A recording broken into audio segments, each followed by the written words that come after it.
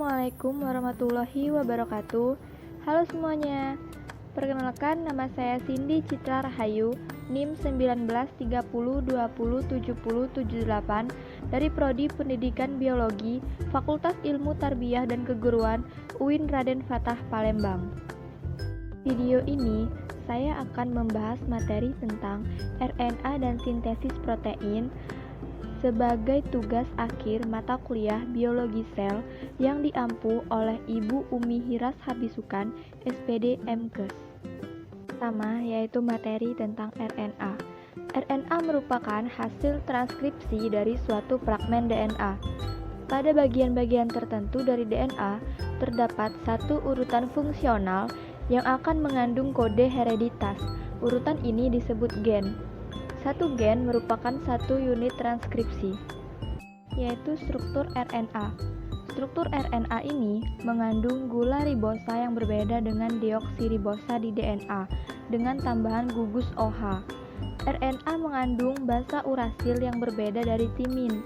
Potongan pendek RNA dengan ikatan fosfodiester antar nukleotida yang sama dengan DNA. Transkip DNA untai ganda menghasilkan RNA untai tunggal.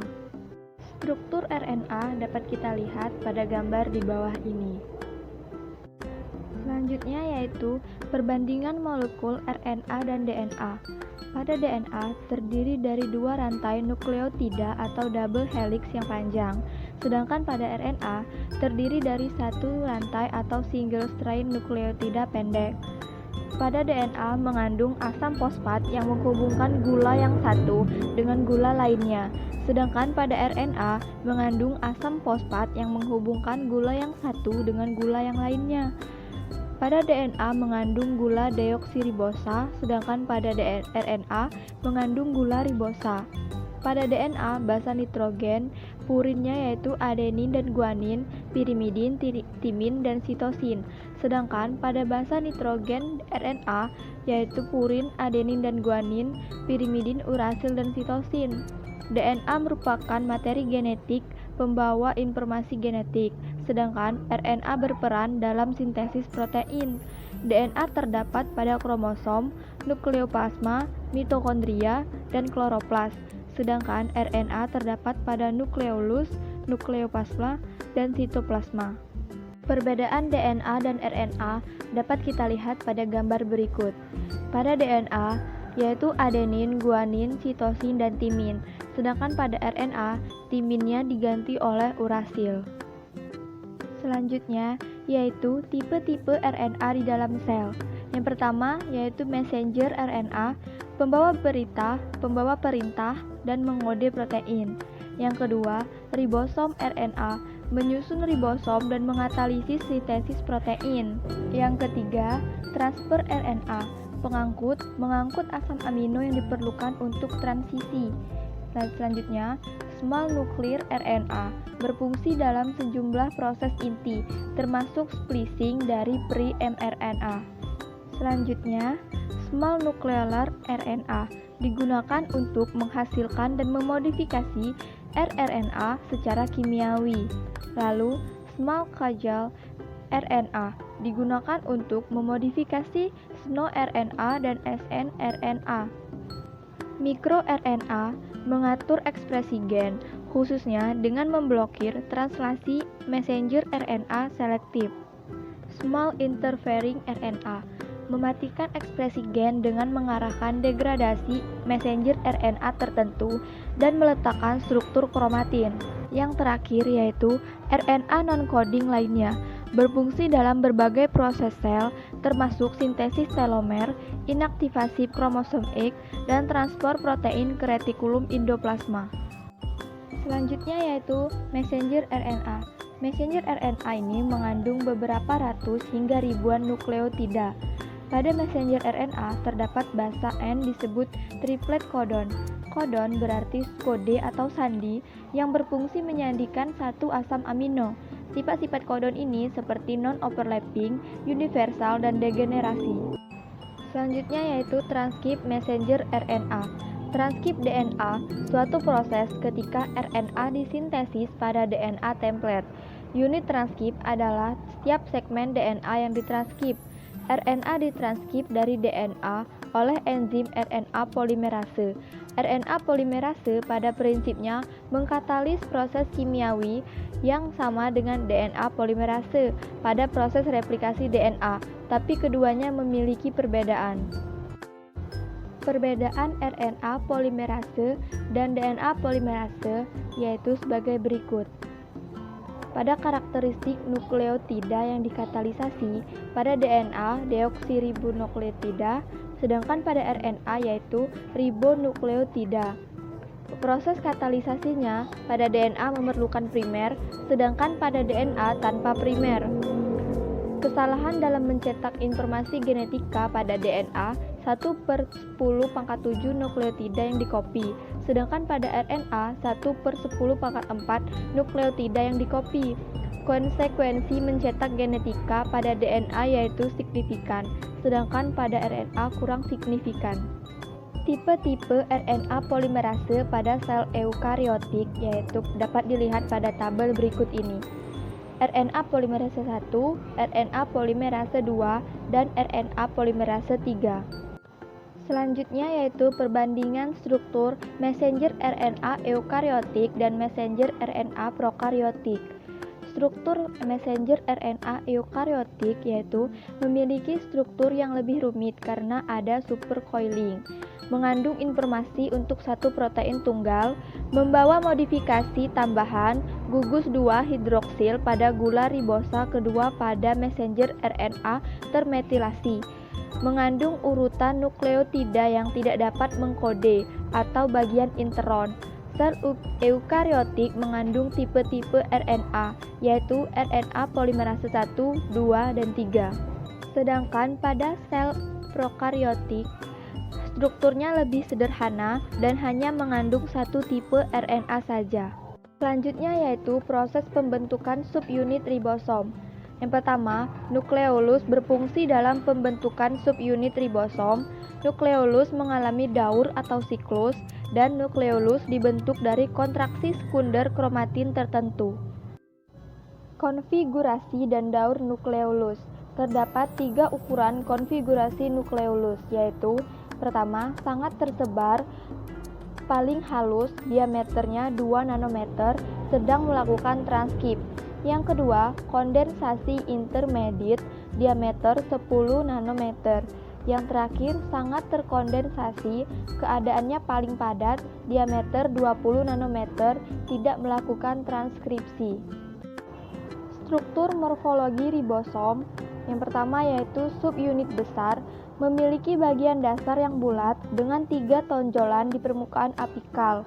Tonjolan pertama yaitu di tengah disebut tonjolan sentral, tonjolan di sisi kiri disebut bubungan, tonjolan di sisi kanan disebut tangkai.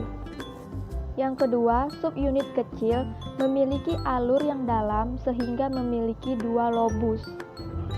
Selanjutnya, kita akan membahas materi tentang sintesis protein. Sintesis protein atau biasa disebut biosintesis protein adalah proses pembentukan partikel protein dalam bahasan biologi molekuler yang di dalamnya melibatkan sintesis RNA yang dipengaruhi DNA. Agen utama dalam proses sintesis protein yaitu mRNA, tRNA, ribosom, dan asam amino. Setiap asam amino diangkut oleh tRNA dan ditambahkan ke rantai polipeptida yang sedang dibentuk, ditentukan oleh triple codon mRNA. Tahapan pada sintesis protein yaitu transkripsi dan translasi. Transkripsi adalah proses penyalinan informasi DNA kepada RNA. Proses ini terjadi di dalam nukleus dan dikatalisasi oleh enzim RNA polimerase. Transkripsi ini hanya terjadi pada satu untai rantai DNA yang mengandung kelompok gen tertentu saja. Proses transkripsi ini terdiri dari 3 tahapan, yaitu inisiasi atau permulaan, elongasi atau pemanjangan, dan terminasi atau pengakhiran. Pada inisiasi atau permulaan, RNA polimerase melekat pada daerah promoter atau pangkal transkripsi untuk memulai transkripsi. Lalu, RNA polimerase kemudian berikatan dengan kumpulan protein sehingga membentuk kompleks inisiasi transkripsi. Kemudian, RNA polimerase membuka untaian rantai ganda DNA. Selanjutnya yaitu proses elongasi atau pemanjangan. Setelah rantai ganda DNA terbuka, RNA polimerase kemudian menyusun untaian nukleotida RNA dari arah 5 ke 3 sesuai dengan pasangan basa nitrogennya, sehingga terjadi pemanjangan RNA. Lalu RNA akan membentuk pasangan basa adenin dengan urasil. Yang terakhir yaitu tahap terminasi atau pengakhiran. Pada tahap terminasi terjadi pada daerah terminator yang memiliki urutan DNA yang berfungsi untuk menghentikan proses transkripsi. Rantai DNA menyatu kembali, kemudian RNA polimerase dan mRNA yang terbentuk akan terlepas dari DNA. Kemudian mRNA akan keluar dari inti sel melalui pori-pori nukleus dan masuk ke dalam sitosol. Proses selanjutnya yaitu translasi.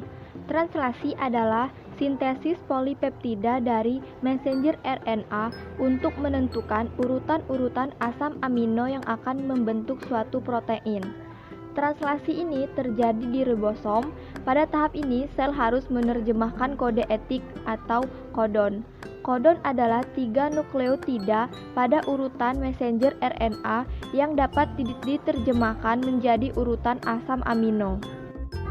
Sama seperti transkripsi tadi, translasi juga terdiri dari 3 tahapan, yaitu inisiasi atau permulaan, elongasi atau pemanjangan, dan terminasi atau pengakhiran. Tahap pertama yaitu inisiasi atau permulaan. Ujung mRNA yang telah keluar dari nukleus akan berikatan dengan ribosom unit kecil melalui bantuan GTP dan enzim. Peristiwa ini dinamakan kodon inisiasi. Lalu, kodon inisiasi tersebut adalah AUG. Kodon AUG ini memberikan sinyal untuk memulai proses translasi.